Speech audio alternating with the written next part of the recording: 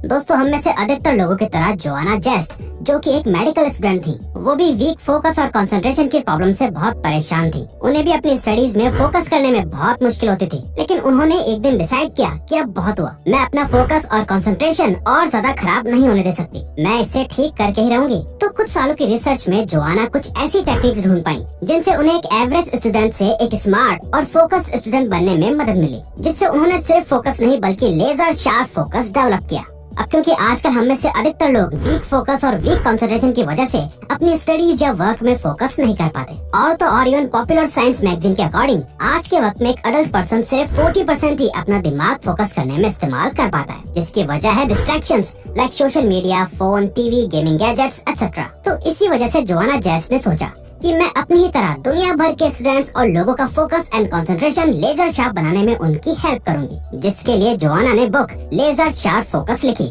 जिसमें उन्होंने वो प्रैक्टिकल टेक्निक शेयर करी है जिनसे उन्होंने अपना फोकस लेजर शार्प किया है, और जिससे अब आप भी अपने फोकस को लेजर जितना शार्प बना सकते हो। तो आइए जानते हैं जोआना की वो टेक्निक्स। लेकिन उससे पहले हम आपको एक टास्क देना चाहते हैं कि आप इस वीडियो को फुल फोकस के साथ एंड तक देखने की कोशिश करना, और बिना डिस्ट्रैक्ट हुए अगर आप ये वीडियो एंड तक देखते हो तो कमेंट्स में फोकस लिख देना। So number 1, what is focus and how does it work. Joanna कहती है हमें सबसे पहले ये समझना जरूरी है कि एग्जैक्टली फोकस होता क्या है और ये कैसे काम करता है। आपने अटेंशन, फोकस और कंसंट्रेशन जैसे वर्ड्स तो बहुत कॉमनली सुने होंगे, क्योंकि ये सभी वर्ड्स एक दूसरे से लिंक्ड हैं। हमारे आसपास हो रही हर एक्टिविटी की वजह से हमारा अटेंशन हमेशा किसी इनसाइड या आउटसाइड स्टिमुलाई की तरफ रहता ही है। स्टिमुलाई मीन्स वो चीज जो हमारे अटेंशन को अपनी तरफ अट्रैक्ट करती है। तो फोकस का मतलब हुआ स्टिमुलाई की तरफ अपना ध्यान रख पाना, और कंसंट्रेशन का मतलब है अपने फोकस को ज्यादा टाइम के लिए किसी एक स्टिमुलाई पर रख पाना। फोकस एक प्रोसेस है जिसके बहुत सारे लेवल्स होते हैं, जिससे हम लर्न, इम्प्रूव और अडेप्ट करना सीखते हैं। लेकिन हर पर्सन की वीकनेस डिफरेंट लेवल्स पे होती है, इसीलिए ऐसी कोई एक सिंगल टेक्निक नहीं है जो हर प्रॉब्लम को सॉल्व कर सके। इसीलिए अगर आप अपनी मेन वीकनेस को ढूंढ लेते हैं जिससे आपका फोकस सबसे ज्यादा खराब होता है, या वो चीज जो आपकी सबसे बड़ी वीकनेस है, तभी आप उसे ठीक भी कर पाएंगे और तभी आप फोकस इम्प्रूव कर सकते हैं। और यही फिगर आउट करना आपका सबसे पहला असाइनमेंट है।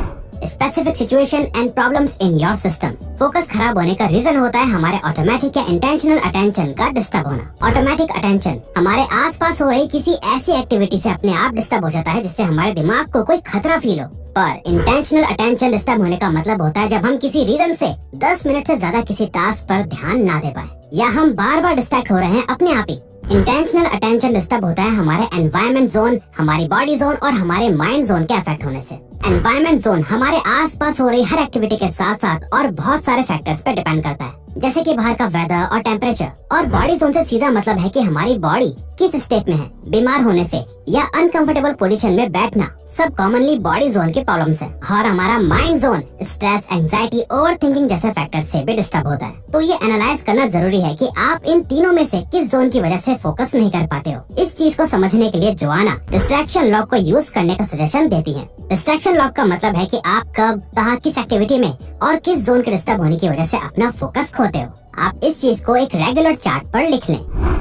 Motivation, getting motivated is overrated. ये तो आपने सुना ही होगा कि हमें हमेशा मोटिवेट रहने के लिए अच्छी किताबें पढ़नी चाहिए, मोटिवेशनल कोट्स पढ़ने चाहिए, एक्सरसाइज या मेडिटेशन करनी चाहिए। पर इन सब चीजों से हम सिर्फ कुछ टाइम के लिए ही मोटिवेट हो सकते हैं। कोई भी पर्सन हर वक्त 24 आवर्स मोटिवेटेड नहीं रह सकता, क्योंकि हमारे इमोशंस हर वक्त बदलते रहते हैं। जैसे हम कभी सैड होते हैं, कभी स्ट्रेस्ड और कभी हैप्पी। लेकिन आप अगर सही ट्रिक्स जानते हैं तो आपके इमोशंस आपके फोकस को कभी डिस्टर्ब नहीं करेंगे। अगर आप काम करना चाहते हैं तो ये माइंडसेट खुद में ही एक स्पेशल मोटिवेशन है। तो हर जगह मोटिवेशन ढूंढने से बेहतर है आपको अपने गोल्स, टास्क और रिस्पॉन्सिबिलिटीज की लिस्ट बनानी चाहिए। एग्जाम्पल, अगर एक मंथ में एक बुक रीड करने का टास्क है तो ये डिसाइड करो कि एक दिन में कितने पेजेस पढ़ोगे, क्योंकि पूरी बुक रीड करने के कंपैरिजन में डेली के कुछ पेजेस पढ़ना कम स्ट्रेसफुल लगता है, और जितना कम स्ट्रेस होगा उतना ज्यादा फोकस बनेगा।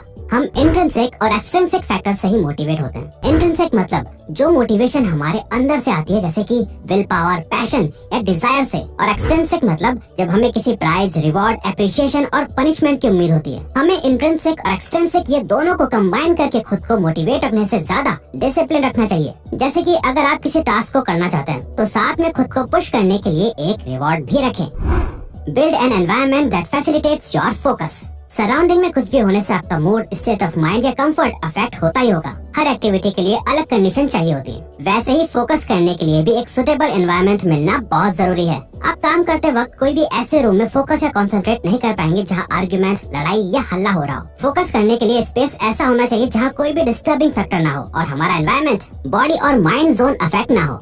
ये एक मिसकंसेप्शन है कि काम या स्टडी करने के लिए एक अलग रूम होना ही चाहिए। अगर आपके पास है तो अच्छी बात है, लेकिन दिस इज अ फैक्ट। कुछ लोगों के पास अलग रूम होने के बावजूद भी वो फोकस नहीं कर पाते और अधिकतर लोग एक एक्स्ट्रा रूम अफोर्ड ही नहीं कर सकते। तो क्या वो हार मान लें? नहीं। तो अगर आपके पास एक्स्ट्रा स्पेस है तो उसे अपना फोकस जोन बनाओ, और अगर नहीं है तो आप तब का समय चुन सकते हैं जब आपके आसपास लोग ना हो, सो रहे हो या जब डिस्ट्रैक्शन कम होता है। जोआना सजेस्ट करती है कि अपने स्पेस को हमेशा एर्गोनॉमिक बनाना चाहिए। इसका मतलब है कि वो एफिशिएंट और इफेक्टिव होना चाहिए। हमारी इम्पोर्टेंट चीजें एक हाथ के डिस्टेंस पे होनी चाहिए और चेयर, टेबल, बेंच एक्सेट्रा सब एक कंफर्टेबल पोजीशन में होने चाहिए, जिससे हमारी बॉडी पर कोई स्ट्रेस ना पड़े और हम फोकस कर पाए। Max out your cognitive powers. हमें मोस्ट ऑफ द टाइम लगता है कि हमारे ब्रेन की प्रॉब्लम की वजह से हम फोकस नहीं कर पा रहे, लेकिन जोआना कहती है कि कई बार प्रॉब्लम हमारा माइंड नहीं बल्कि हमारी बॉडी होती है। बॉडी का कंफर्टेबल होना और सही स्टेट में होना बहुत जरूरी है। कोई बॉडी पेन इंजरी ना हो, बैक या शोल्डर पेन ना हो, कंफर्टेबल कपड़े पहने हो एक्सेट्रा। अगर बॉडी में किसी भी टाइप का पेन या थकान हो, वो डायरेक्टली या इनडायरेक्टली दूसरे जोन्स को भी अफेक्ट करता है, जिससे फोकस ना के बराबर हो जाता है। कुछ और फैक्टर्स भी होते हैं जो हमारी बॉडी को फिजिकली अफेक्ट करते हैं। फॉर एग्जांपल, रूम में कम लाइट होने से आंखों पर स्ट्रेस पड़ना, एक्सट्रीम हॉट या कोल्ड रूम टेम्परेचर। और अपनी बॉडी को स्ट्रेस फ्री रखने के लिए हमारा प्रॉपर स्लीप लेना, न्यूट्रिशन टाइम पर लेना और एक्सरसाइज को सही तरीके से करना बहुत जरूरी है, जिससे हमारी एनर्जी लो ना हो और हम फोकस कर सकें। स्लीप, न्यूट्रिशन और एक्सरसाइज का ध्यान रखने के लिए आपको बहुत सारे तरीके या एप्स बहुत इजीली मिल जाएंगे। आप शायद इन चीजों को इग्नोर करते हो। जरा इन सभी चीजों को ठीक करने की कोशिश करना, आपका फोकस देखना कितना ज्यादा बूस्ट होगा। Manage your mind for a laser sharp focus. Body की तरह माइंड का ख्याल रखना भी बहुत जरूरी होता है। माइंड में किसी भी तरह का स्ट्रेस फोकस को बहुत आसानी से डिस्टर्ब कर सकता है। स्ट्रेस्ड माइंड का सबसे बड़ा रीजन होता है हमारा इमोशनल स्टेट। पूरे दिन हम कई डिफरेंट इमोशंस को फील करते हैं और उन्हीं पर डिपेंड करता है कि हम अपने टास्क पर कितना और कैसे फोकस कर पाएंगे। अपने माइंड को ठीक करने के लिए हम बहुत छोटी छोटी एक्टिविटीज कर सकते हैं, जैसे कि एक्सरसाइज, मेडिटेशन, काम के टाइम में ब्रेक्स को ऐड करना और एक दिन के लिए सिर्फ लिमिटेड गोल्स ही रखना। मानिए 1 महीने के गोल को हम अगर रोज के सब गोल्स में डिवाइड कर दें और प्रोग्रेस हर हफ्ते चेक करें, इससे हमारा माइंड स्ट्रेस फ्री रहेगा और हम टास्क पर ज्यादा फोकस कर पाएंगे। हमारी बॉडी थक जाए तो हम रेस्ट कर सकते हैं। टास्क के बीच ब्रेक लेना एक माइंड रेस्ट है। ब्रेक में हमें लाइट एक्टिविटीज करनी चाहिए, जैसे रूम में 5 मिनट वॉक करना या स्ट्रेचिंग। कोई भी ऐसी एक्टिविटी नहीं करनी चाहिए जो स्ट्रॉन्ग इमोशन के साथ रिलेटेड हो। एग्जाम्पल, आर्ग्यूमेंट, किसी परेशान इंसान से बात करना एक्सेट्रा, क्योंकि उससे हमारा माइंड भी अफेक्ट होगा। खुद को रिफ्रेश करने के लिए स्नैक्स या टी कॉफी भी बना सकते हैं। The importance of managing energy not time. हम लोग हमेशा सुनते हैं कि टाइम सबसे वैल्यूएबल रिसोर्स है और एक बार टाइम निकल जाए तो वापस नहीं आता।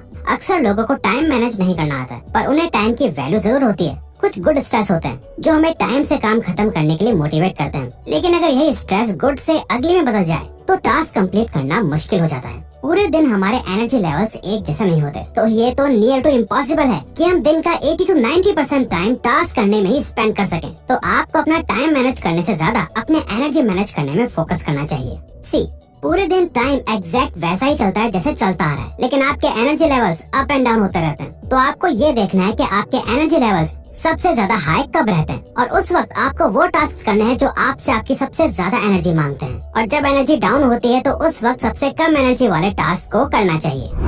Create a system that works every time. दोस्तों, आपने देखा होगा कि जोआना सिर्फ ऊपरी ऊपरी बातें नहीं करती, बल्कि वो प्रैक्टिकल और डीप नॉलेज देती हैं। क्योंकि आज की फास्ट फॉरवर्ड लाइफ में आपको शॉर्ट ट्रिक्स हर जगह बहुत ही आसानी से मिल जाएंगी, जो आपको कुछ टाइम के लिए तो बहुत ही इफेक्टिव लगेंगी, बट ऐसा होता नहीं है, क्योंकि गोल्स या टास्क कभी भी टेम्परेरी नहीं होते। हमारी पूरी life he chain of goals से बंधी हुई है। इसीलिए सभी को फोकस करने की लॉन्ग टर्म हैबिट डालनी चाहिए और एक सिस्टम बिल्ड करना चाहिए। क्योंकि जेम्स क्लियर भी अपनी बुक एटॉमिक हैबिट्स में कहते हैं कि हमें हैबिट्स या गोल्स से ज्यादा एक ऐसा सिस्टम बिल्ड करने में फोकस करना चाहिए जो हमारी हैबिट्स और गोल्स को सपोर्ट करे। बाकी सब कुछ अपने आप ही हो जाएगा। और दोस्तों, कई एक्सपर्ट्स कहते हैं कि एटॉमिक हैबिट्स अब तक की वर्ल्ड की सबसे बेस्ट बुक है हैबिट बिल्ड और ब्रेक करने के लिए। तो अगर आप भी चाहते हैं कि आप भी एक सिस्टम बिल्ड कर पाओ जो आपकी हैबिट्स और गोल्स को लाइफ लॉन्ग फॉलो करने में आपकी मदद करे, तो आप ये लेफ्ट वाली वीडियो जरूर देखें, वरना राइट वाली। तो अगर आपको ये वीडियो अच्छी लगी तो वीडियो को लाइक और सब्सक्राइब बटन पे क्लिक करके इस चैनल को सपोर्ट करो और बेल नोटिफिकेशन ऑन कर लीजिएगा ताकि आप आने वाली वीडियोस मिस न कर पाओ। Thank you for watching.